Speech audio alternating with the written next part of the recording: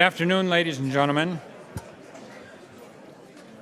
My name is Brian Michael Jenkins. I'm Senior Advisor to the President of the RAND Corporation and a member of the Aspen Institute Homeland Security Group. And it is my pleasure this afternoon to introduce you to the next panel, Iraq, Syria, worse now than ever before. Now, according to your programs, you'll read that this panel will explore ISIL's military successes in Iraq and Syria, and even more complicated mess in the other parts of Syria, leading to the overall question, which is whether the admittedly brutal stability of the Saddam Hussein regime in Iraq and the pre-revolutionary Assad regime in Syria were more in line with American interests. Is this the best outcome now? That is a status quo ante bellum. I would add to that my personal comment, even if we thought so. So what? But I'll leave that to the panel, which will be moderated by my friend Eric Schmitt. Eric covers terrorism and national security matters for the New York Times. He is the co-author of a terrific book. I bought an extra copy so I can show you. Counterstrike, the untold story of America's secret campaign against al-Qaeda. Eric has spent 2 decades now covering military and national security affairs for the Times, and in that capacity has made dozens of trips to Iraq, Afghanistan, Pakistan, and Africa. Eric, it's all yours.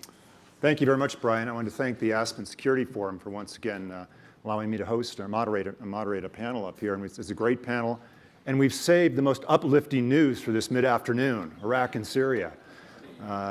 Anyway, the panelists up here, you have the full bios in your program, but just briefly from my left, General John Allen, retired Marine General, who since last September is the President's Special Envoy, the Global Coalition to counter ISIL. He is also the former Allied commander in Afghanistan, also served with distinction in Iraq. On his left is perhaps one of the US government's top sanctions buster cops, is what he was once described.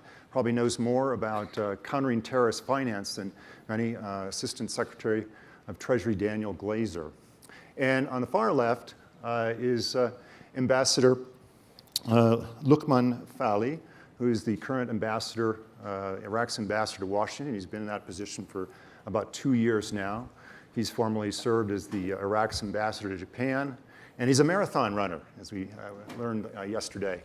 Ran last year's Boston and New York marathons.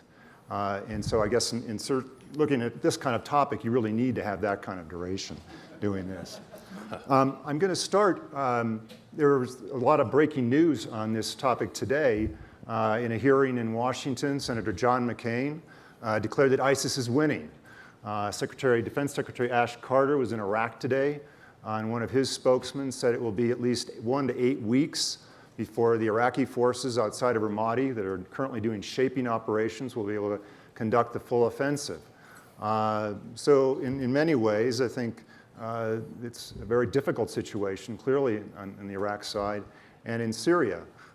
There's breaking news at this moment, however, that the Turkish government, after months of negotiation, including with one of the panelists here, has agreed to allow US warplanes and drones to fly from at least one of their air bases, Incirlik, for targets, which seeming to be a major shift on the part of Turkey in the fight against ISIS.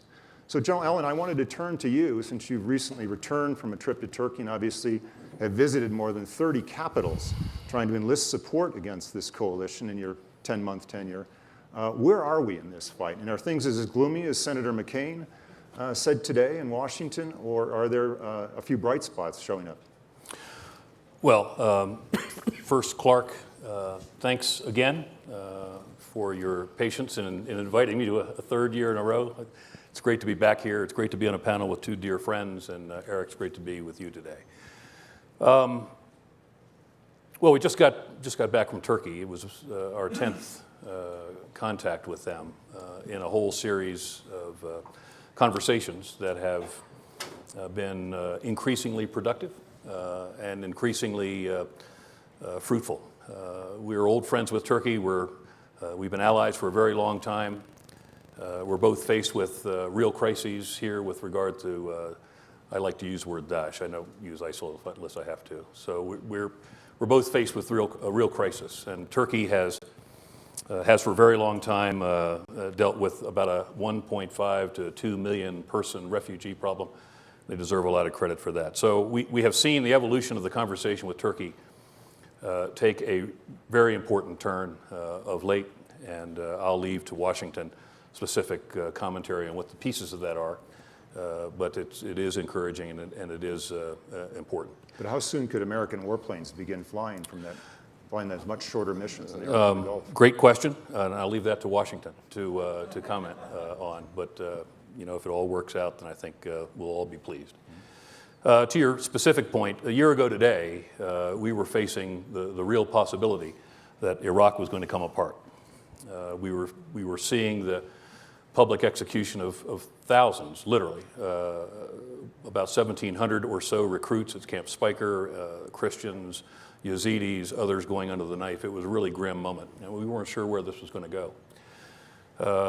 About the 7th or 8th of September, the new prime minister was designated Hyder al-Abadi, who is dramatically different than his predecessor, Nouri al-Maliki. And shortly thereafter that, the president, with Secretary Kerry and a number of other of our close traditional partners, called for the establishment of a coalition. That coalition went to work, was formed relatively quickly. It's at 62 partners today, and it went to work pretty quickly. We operate along 5 lines of effort: a military line of effort, a countering finance line of effort, where Danny is spending a lot of his time, countering the flow of foreign fighters, countering messaging, and ultimately humanitarian assistance and stabilization support. And the coalition is deeply engaged in all of those lines. And the effort, of course, is intended to achieve our strategic outcome. Since the coalition was formed, since the effort with respect to Daesh has come into greater focus, we've seen, I think, some significant progress. The push against Daesh in a number of the areas in Iraq has, in fact, produced outcomes that we were hoping for. Tikrit has now been cleared. It's not an insignificant city. About 12,000 Iraqi internally displaced persons have gone home in a government-administered program that the coalition is definitely supporting in that regard. Beji will be cleared relatively soon. We're beginning to press on Ramadi. Fallujah is encircled. We have a number of training bases that have been established to train the Iraqi security forces to bring them back up online. And the air campaign has been very effective to this point as well. The Kurds in both Iraq and the Kurds in Syria have been successful. If you were to look at a map at where Daesh was this time, let's say September of last year, and where they are today, the surface area and the amount of the population that is under their direct control has shrunk significantly, and it's going to continue to shrink. Most of the Turkish border, 2/3 of it or so, is back in the hands of what I would call friendlies. There is a portion that remains to be taken, but it will be taken, and as we continue to close those aspects of the Turkish border, then we can have effect. So I'm always reluctant to take issue with Senator McCain in public, and I can understand how there would be some who feel that Daesh's momentum remains unchecked.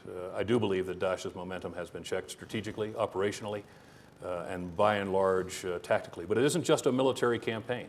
There's a counter-finance campaign, there's a counter-messaging campaign, there's a counter-foreign fighters campaign, and then there's a humanitarian piece. And they all have confluence towards strategic objectives. And it's very important that you have that larger strategic perspective when you consider whether we're having effect or not. Danny, talk a little bit about the Islamic State and its finances. This is a group that, when it swept into northern Iraq, reports that it took over banks, tens if not hundreds of millions of dollars in assets. Despite the efforts of the Allied Air Coalition, it continues to sell oil on the black market. It seems to be, even with the constraints that have been put on over the last 10 months or so, thriving as an economic entity.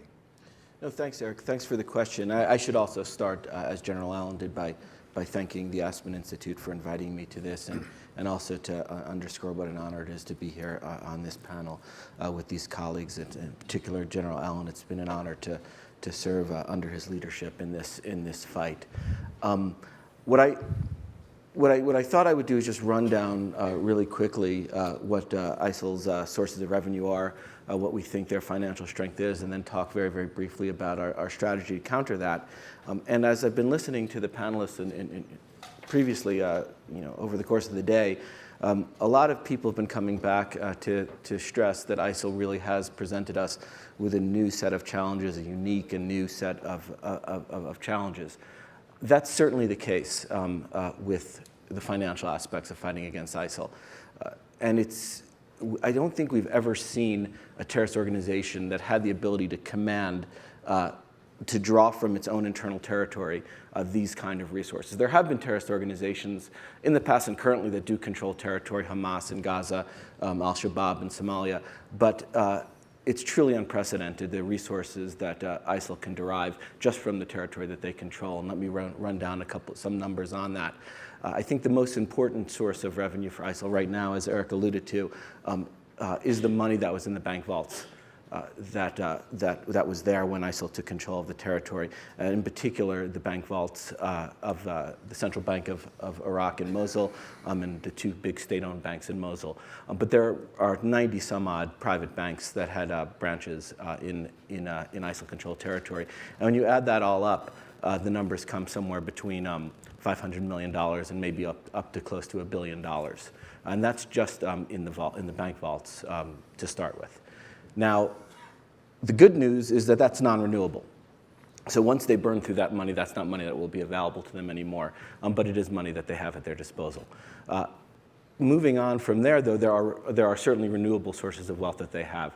The most important one of those would be extortion or taxation, the normal way a government extracts wealth from a territory. And ISIL certainly does that to the tune of hundreds of millions of dollars per year. And they will continue to have access to those resources. The territory that ISIL controls is highly liquid.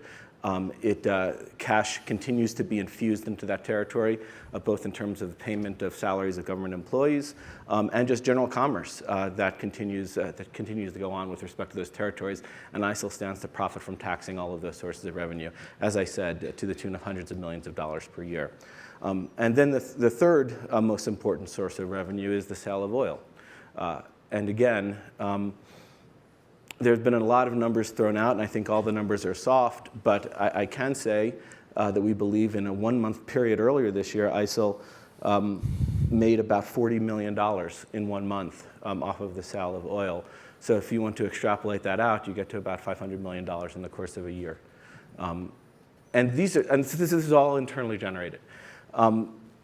Once you start looking at the other sources of wealth, it's much less significant. The more classical sources of wealth, whether it's kidnapping for ransom, foreign donations from the Gulf, these are sources of wealth for ISIL, but they are tiny, a drop in the bucket in comparison to what they could generate internally. And so that's really had to inform our strategy to combat this, because the traditional tools that we have to target a group like Al-Qaeda aren't as relevant in this case. So we have a 4-part strategy, and I could run through it extremely quickly. First is to try to cut them off from the sources of income that we can. I mean, of course, to the extent that they're deriving wealth from foreign donors, we're going to go after that. We've applied sanctions in a certain number of instances in that case. And of course, we work very closely with the Turks, with the Kurdish authorities on border security and on customs issues to make sure that smuggling is reduced as much as it can. And I do think both the Kurds and the Turks have made great progress in that area.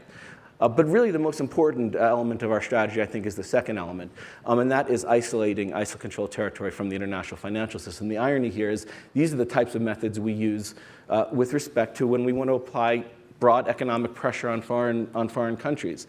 We're using some of those same methods and those same strategies in this case. We're working extremely closely with the Iraqi government. I just got back from Iraq a couple of weeks ago. I'm going back to Iraq next week to work with the Iraqi authorities on making sure that banks in Iraq can't be used by ISIL, that the banks that have branches in ISIL, to make sure that those branches are cut off, to work with them to make sure that exchange houses and money remitters are not available to ISIL. Because if they're going to have this money, we could make that money much less valuable to them if they can't use it, if they can't spend it, if all it can do is circulate within their own territory. And that's, I think, the most important part of our strategy right now. And that then, of course, also includes working with other countries in the region, UAE, Jordan, Lebanon, Turkey, to work with all of them, and then bring it out to the global coalition that General Allen leads, and we work with countries from around the world on these issues. The third part of the strategy is understanding their internal financial architecture, identifying who the key financiers are within the ISIL structure, and targeting them, both military targeting and also targeting them with the Treasury tools. And we're actively engaged in that as well. And then finally, the fourth is to try to identify their external networks. As the campaign wages on, they're going to need access to spare parts. They're going to need access to procurement. They're going to need access to a variety of international networks that are going to allow them to bring in the materials that they need. And that's where we really, that gets back to our more classical authorities, and we will have the ability to try to disrupt that. So that's the strategy. We're still in early days. ISIL has plenty of money. Maybe I should have just said one quick word about their expenses. If you look at the high end of what the estimates on foreign fighters are within ISIL-controlled territories, so that's 30,000 is the high end. You look at the high end of how much money it's been reported they make. So let's say $1,000 a month per fighter. That's the high end. So that gets you to $360 million a year in salaries. That would presumably be their major expense. So I rattled down to you the amount of money that they're bringing in. So they can cover that. They can cover that now. The challenge that we face is to try to bring. It would be great. It would be great to bankrupt ISIL, but I think the challenge that we have and our goal is to disrupt their financing, and to bring their revenue down, to make it harder for them to meet their costs. And I think that that's something that we can do. That's an achievable goal. Ambassador, one of the other challenges, obviously, is something that General Allen alluded to, the political line of effort. And within Iraq, obviously, there's been concerns about whether the Iraqi army can muster enough troops to mount the kind of counteroffensive in places like Ramadi and Fallujah. And then there's just the fundamental question, will the Sunni tribes in the West work with a government they don't trust in Baghdad? How do you see this reconciling itself to the point where, as the president says, there's going to be a very limited American involvement here? They're not sending in tens of thousands of troops. Again, this is an Iraqi fight, and yet the Iraqis don't seem to be able to get along together on this one. Thank you, Eric, for the time, and thanks for allowing me the first time to participate here. I'm sure I will learn a lot. I'd also like to thank General Allen and his deputy, Bert McGregor, who've done a tremendous job. I think he's done a lot of more air miles than anybody else, General. I have asked him to be generous and pass that on to me, but it hasn't taken place. I think the challenges we face in relation to ISIS is not just the security aspect of it, which General Allen alluded to or talked about. I think it's more to do with political within Iraq and in the region. In Iraq, the new prime minister has been extremely inclusive. He has done an outreach to all, whether it's tribes, political entities in Iraq, and so on. And I don't think anybody is putting him at fault of his outreach. I think he's done a tremendous job there. We have more what you might call legacy challenges in relation to cohesion and social contract between the communities. That will take some time. But the focus, which we're all focusing on as a strategy, is that, and that's the defeat of ISIS. ISIS can be a good common project for us to enhance our social cohesion, plus focus on the commonalities of that threat. It's a threat to our ethnicity, it's a threat to the heritage of Iraq, and so on. In that sense, ISIS strategy is one of attrition. Here, we need we significantly need international cooperation in what we might call dry well of their attrition attributes. For example, in relation to finance, the oils, that's an international commodity. Somebody's purchasing that oil. We need international support there. Jihadist transport.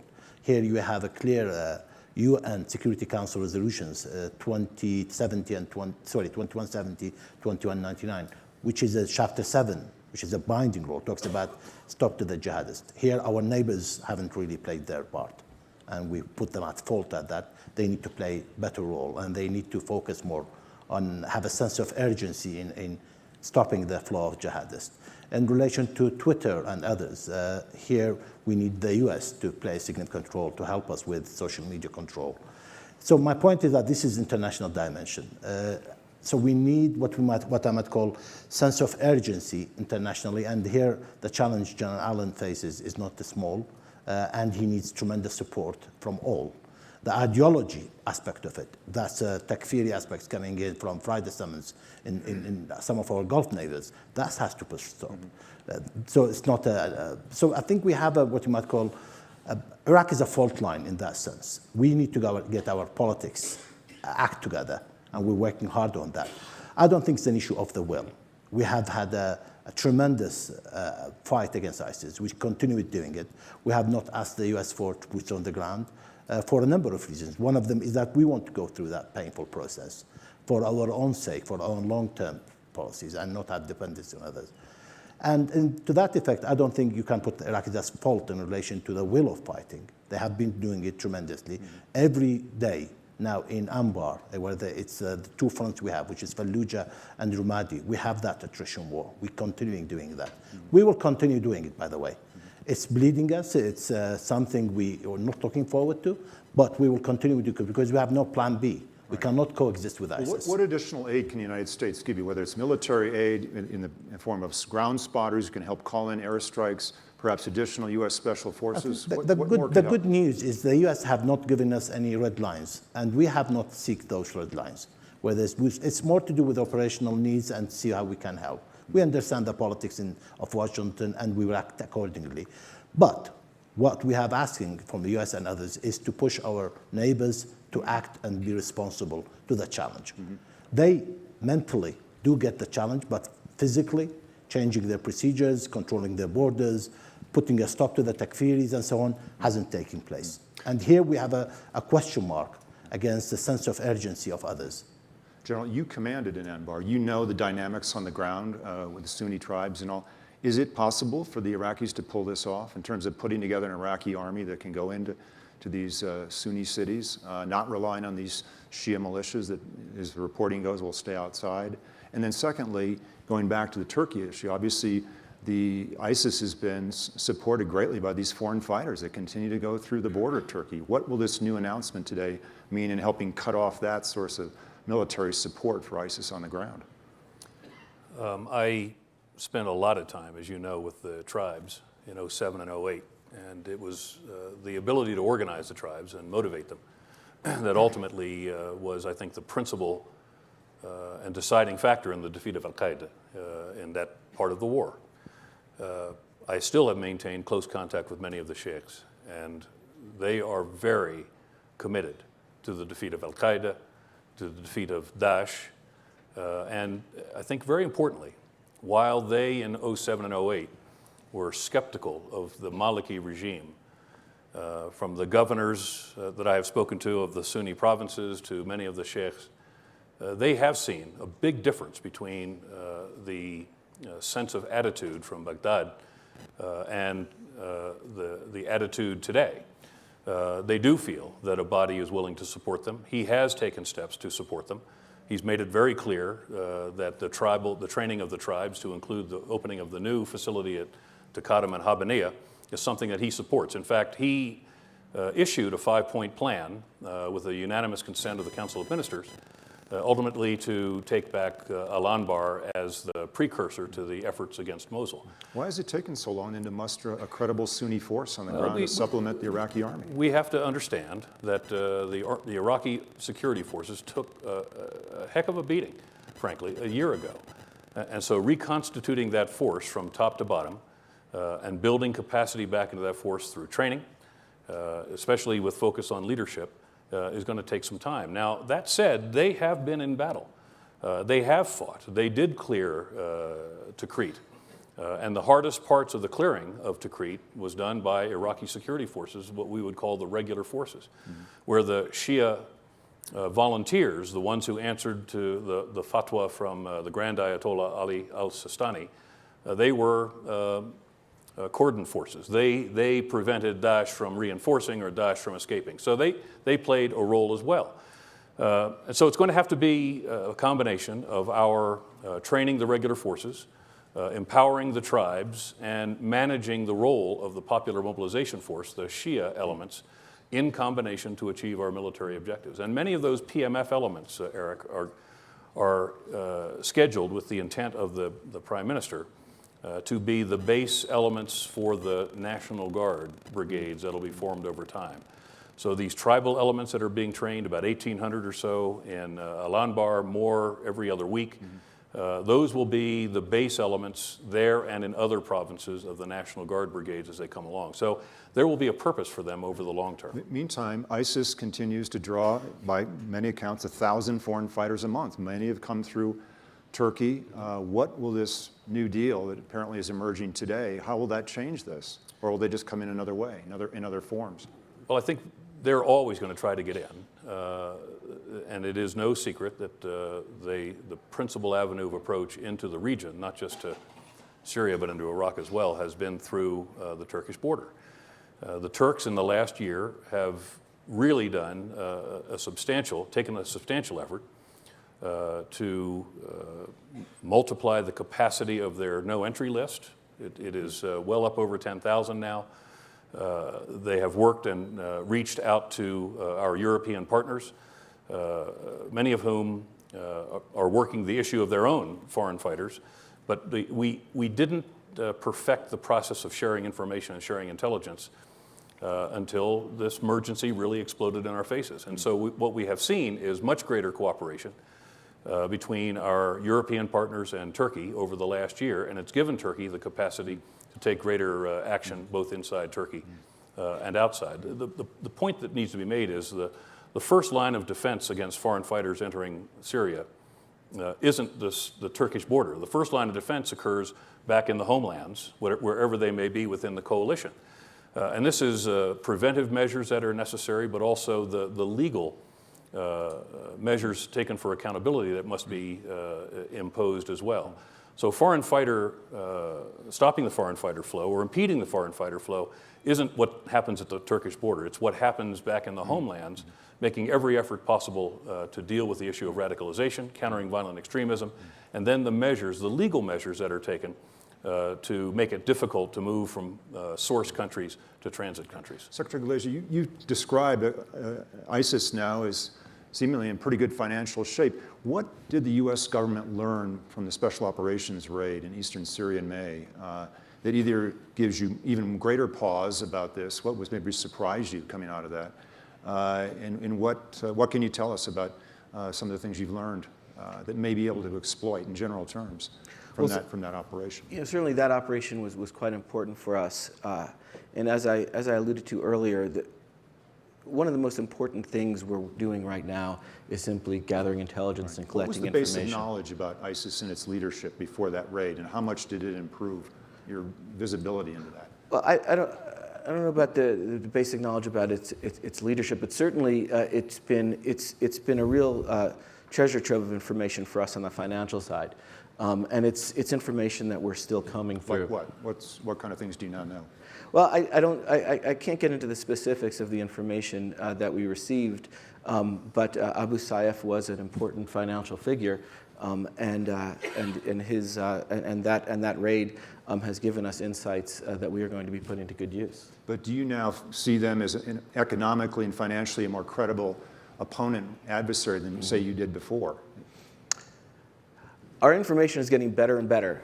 That raid is an important part of it. There's been many other intelligence operations that have given us increasing insight into their finances. As I said, they have a lot of money.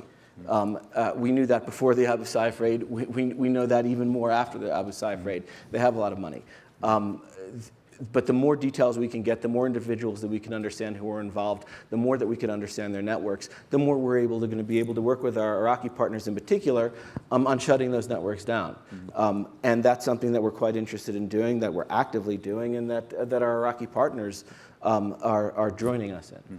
Ambassador, tell us more about the role that Iran is playing on the ground with its actual trainers on the ground, the militias that have been trained there, economically perhaps, what they've been doing.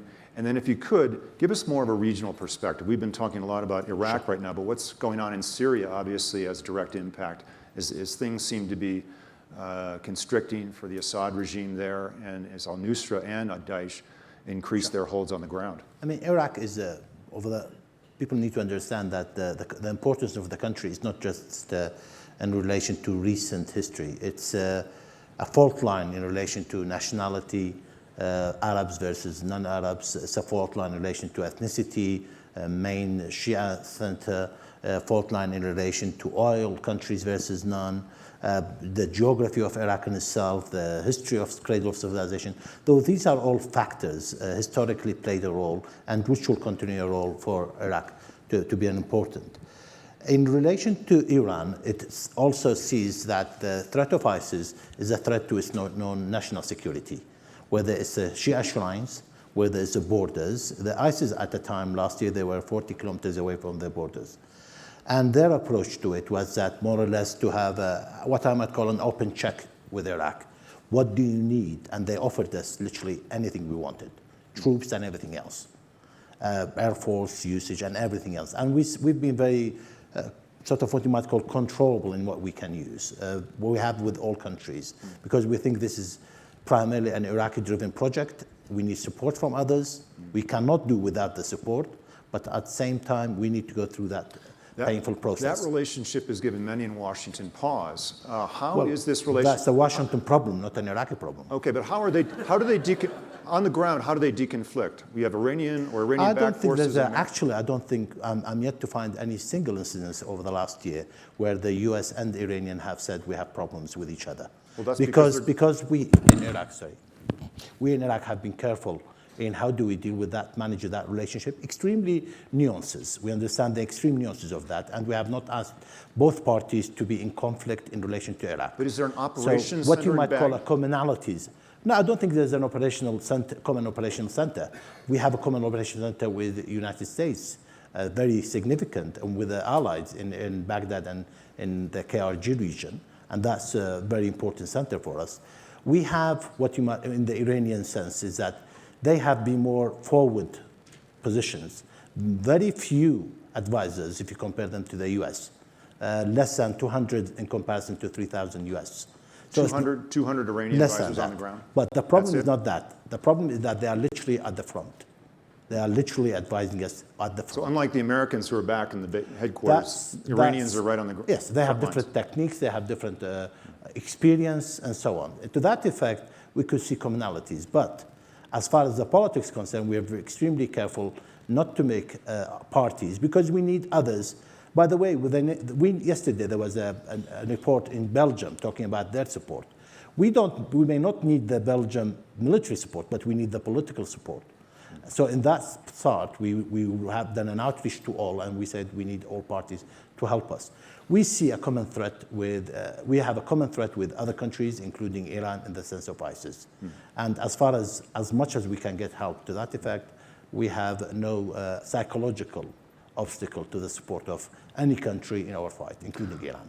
I'm going to ask one more question, then turn it over to the audience. And I want to have each one of the panelists go down and give a quick response, because one of the main messages that's come from, starting with Director Comey last night through Secretary Johnson, is just this messaging campaign, the strength of the propaganda machine that ISIS has been generating, particularly in recent months, according to the director.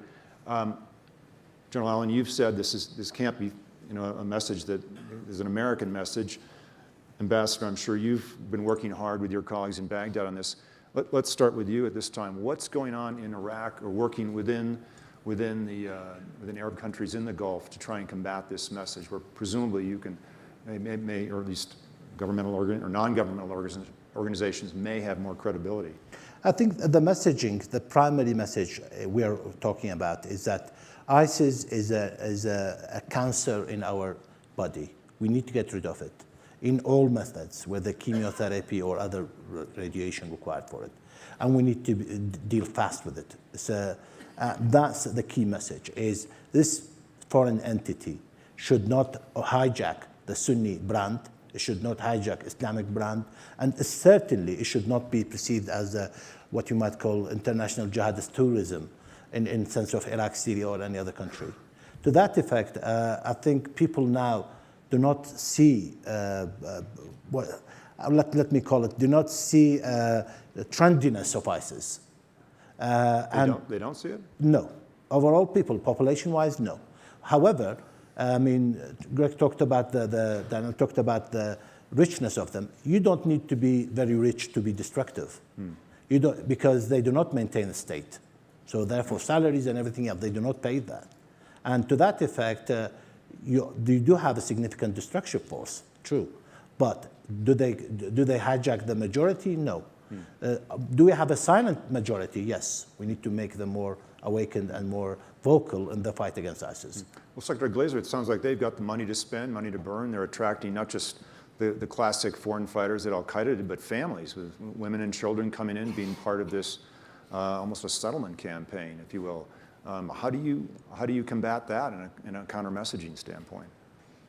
Well, my specialty certainly is in counter-messaging. The message that I have is that we are going to succeed in applying economic and financial pressure on ISIL, and we are going to succeed in depriving them of their ability to use their resources. I've been at the Treasury Department for over 15 years, and I've spent that entire time listening to people explain to me that financial measures don't work and can't work. I was there in 2006 at the very beginning when we first started to devise our Iran sanctions strategy, and the one thing everybody agreed on at the time was that Iran sanctions can't work. And now the only thing everybody agrees on is that what brought Iran to the table was the economic and financial pressure. We can do this, we know how to do this, and we will succeed in depriving them of their ability to use their resources. General Allen, you said in a speech in Washington just last week that this part, the counter-messaging part, is an uphill battle of the U.S. coalition. And as you go around the world talking to people, and as we've heard today, this message seems to be resonating with young people who are primed to hear it. How do you counter that?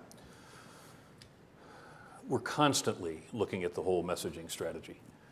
It's about countering the message, but it's also about reinforcing regional, ethnic, racial, religious norms that work. The families, the aspects of regional societies that create a strength and, if you will, an ability to be impervious to this message. We are constantly looking for ways both to counter the message and to strengthen the faith of Islam and to strengthen regional norms. And we do that by talking constantly with our regional partners. For example, within the Middle East, and you'll hear King Abdullah from Jordan talk about it regularly. First, we must take back our faith, which I think we all agree with him on.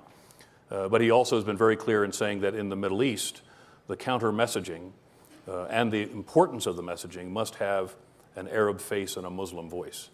When I've been out to Southeast Asia, and I've spoken with the leaders in Southeast Asia in particular, they're deeply concerned about the potential for the spread of violent extremism and groups that will be destabilizing over the long term. And so we'll probably see, just as recently was opened a counter-messaging joint operations center in Abu Dhabi, which will handle the Middle East, we're probably going to see one of those come to fruition in Southeast Asia, and we're looking for them in other places as well, so that we can create a regional, an international network of regional messaging centers that we can energize very quickly with localized messaging that can provide the kind of support we need both to target the populations and also to counter the message. But none of that really have any relevance unless you deal some defeats to ISIS on the ground, right? And until you change the perception that ISIS is either winning or at least holding their own, that you got to create the perception ISIS is losing before anybody will listen to this message. ISIS is losing.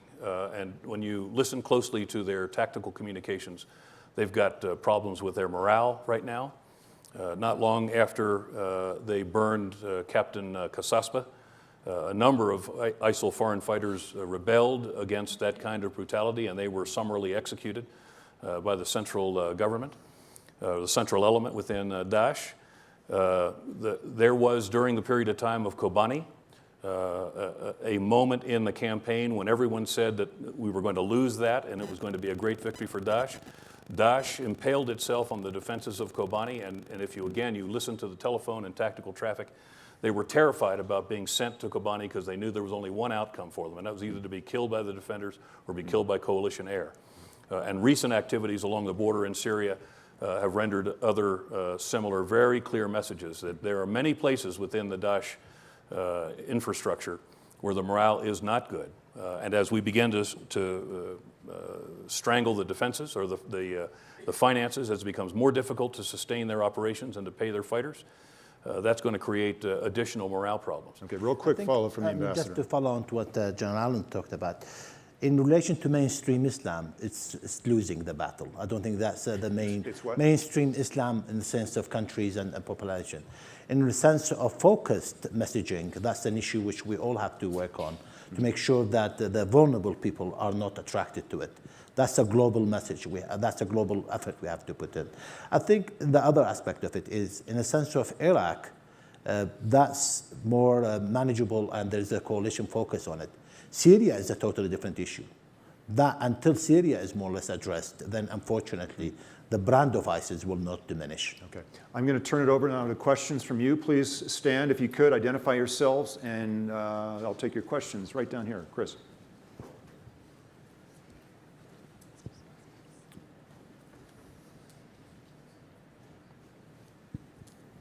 Thank you. Chris Isham with CBS News. Question for General Allen. Can you describe a little bit whether the discussions and the nature of the discussions with the Turkish government of Prime Minister Erdogan about the possibility of instituting some kind of air exclusion zone in northern Syria? It's been well known that the Turks have asked for that and would like to see some kind of regime put in place by our air assets in the north. Was that in any way part of the discussions to obtain the use of Incirlik? No. Is it something that is ongoing in your discussions? No, it's not part of the conversation. Not part of the discussion at all? No. Thanks. Michael. Hi, I'm Mike Isikoff with Yahoo News. Question for Mr. Glaser. There were some conflicting reports after the Iran deal was signed as to whether General Soleimani, the head of the Quds Force, was in line to have sanctions lifted from him as part of this. Can you clarify, is General Soleimani in line to have those sanctions lifted? And if so, was your office consulted before his name was put on the list? So I'm really not here to talk about the details of the nuclear negotiations with Iran. As a general matter, as everyone knows, the nuclear-related sanctions will be lifted at the time that Iran's compliance with the agreement has been verified. But with respect to details on that, I'd really have to go back and get back to you. Is he on the list? Is he on? I'm sorry. Is he on what list? General Soleimani, to the extent that he's designated for his involvement in terrorist activities, he would remain sanctioned. To the extent that the sanctions against him are related to the nuclear program, those sanctions will be lifted. Those sanctions will be lifted when Iran's compliance with the agreement has been verified. All the way in the back.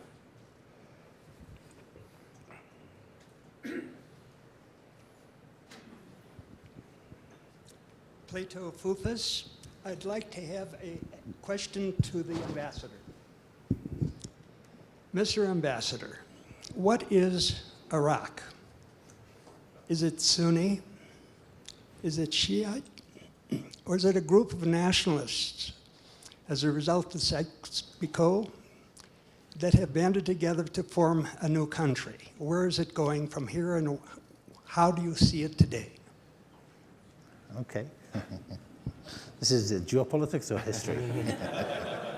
And that was the last question. You've got 2 minutes. Actually, that's more than enough I need. I'm a Kurd and a Shia, so where do you put me in that pigeonhole? So I think Iraq has evolved as a country.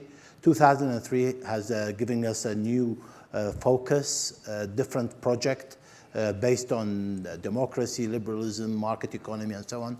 That's different to the previous 50, 60 years of dictatorship, command control, police state. So I think we are in an evolving country in a sense of a new project, social contract between the communities. Who is sort of, how do we form, how are we moving forward? I think it's still ongoing.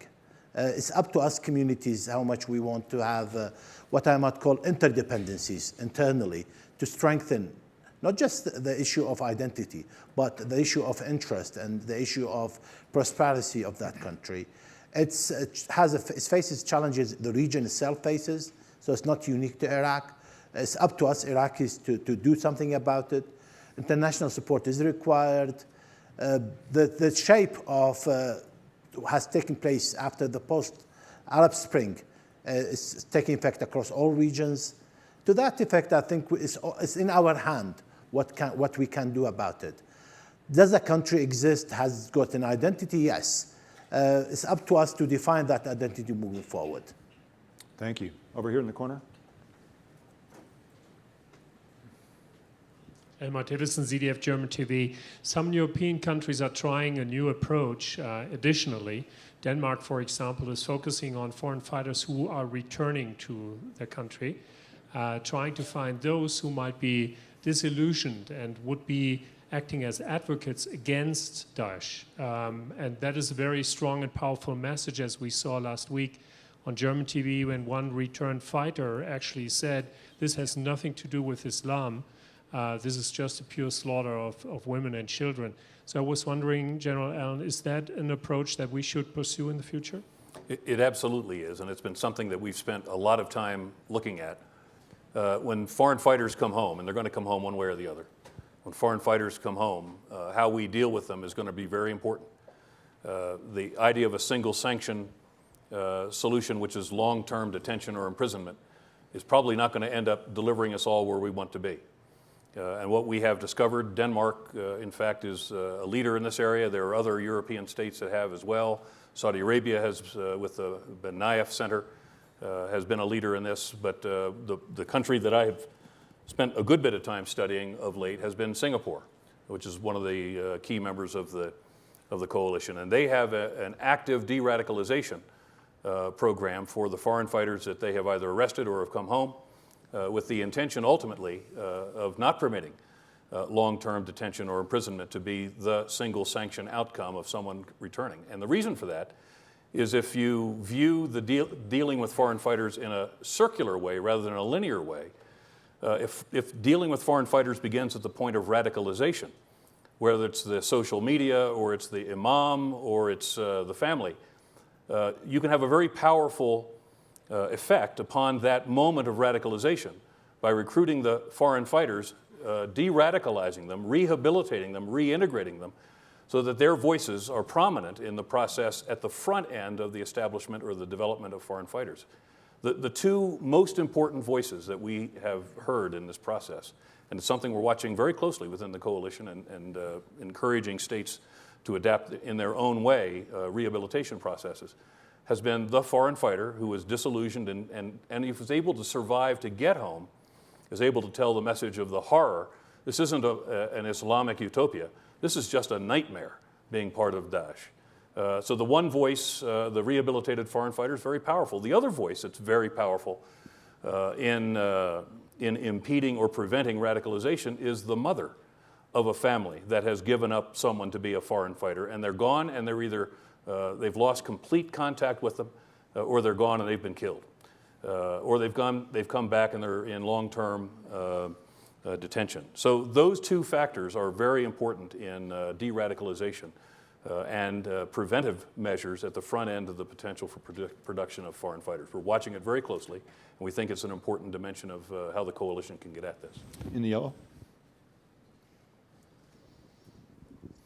Dina Temple-Raston from National Public Radio.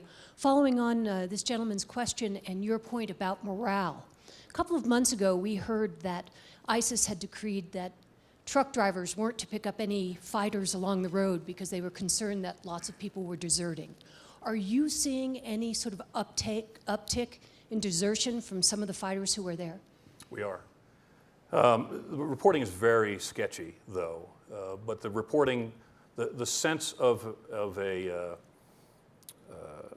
disillusionment with the reason that they came to begin with, this sense of being empowered from whatever their point of origin was, this sense of joining a holy cause to support the Caliph and this so-called caliphate is often dispelled very quickly when they get to the region. And so we have heard about desertions. We have seen some of the foreign fighters who've come home that have talked about widespread disaffection in ranks.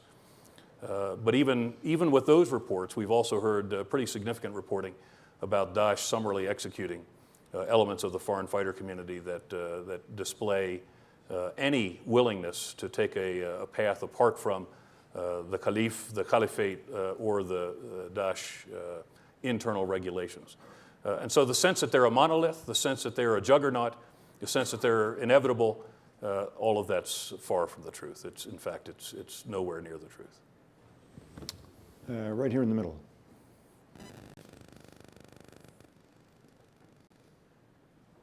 Thank you. Gary Lauder. It seems that this is mostly a battle for hearts and minds. And it's, as is normal, it's being treated mainly as a military type of operation.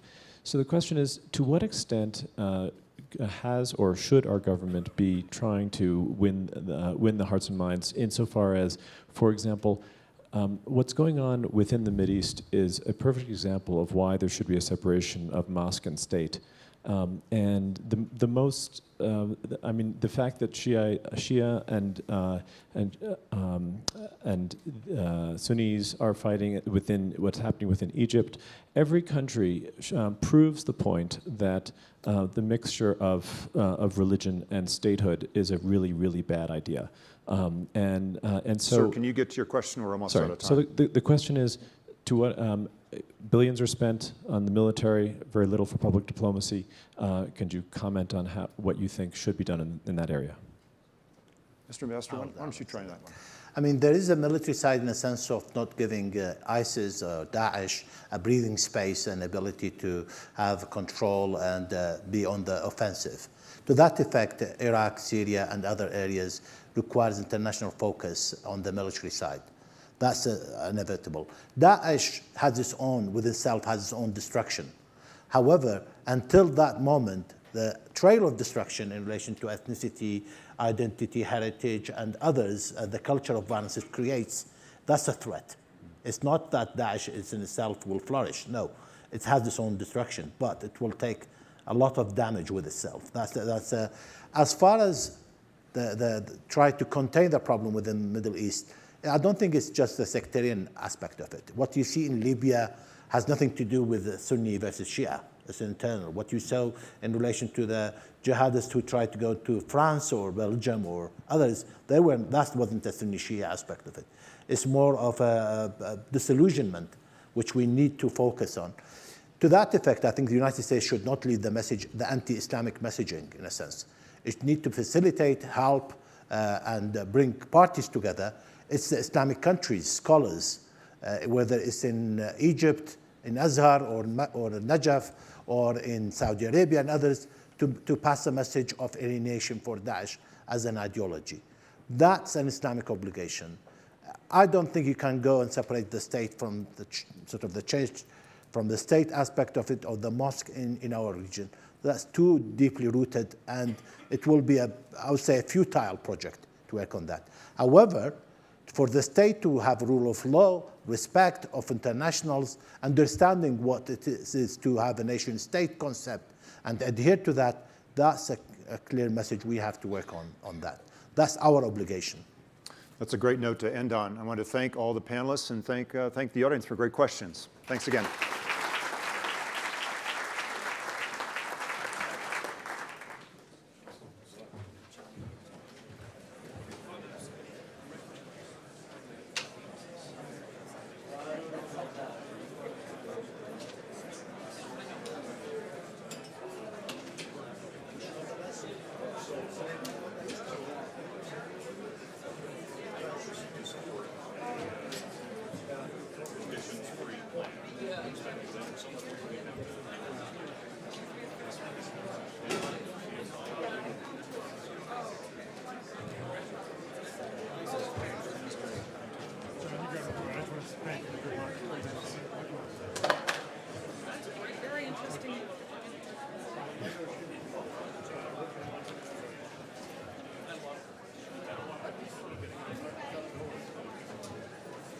Mr. Ambassador.